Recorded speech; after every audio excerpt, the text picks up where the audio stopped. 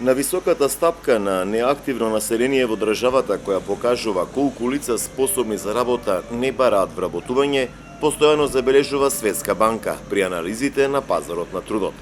Според најновите статистички податоци, кои се за првиот квартал годинава, секое четврто невработено, а работоспособно лице воопшто не бара работа, или во таква позиција се над 700.000 граѓани.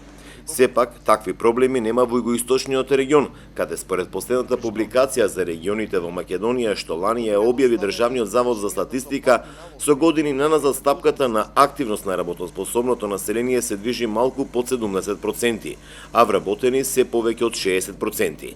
За споредба, во Скопскиот регион активни се само малку повеќе од половината работоспособни лица. Благодарение на тоа, во југоисточниот регион се регистрирани и на ниската стапка на невработеност, која во 2017-та според последниот објавен податок изнесува само 12%. Тогаш во Скопскиот регион, например, стапката на невработеност била речиси двојно повисока. Стапката на активност на населението е над 60% и уште е во Вардарскиот и Пелагонискиот регион. Најмногу активно население има во Полошкиот регион, а најмногу невработени од работоспособното население има во Североисточниот регион. Најголемата понуда на работни места во државата редовно е во Скопје. Од вкупно над 7000 огласи за работа низ целата држава, објавени на веб страницата на Агенцијата за вработување овие денови, за главниот град се повеќе од половината.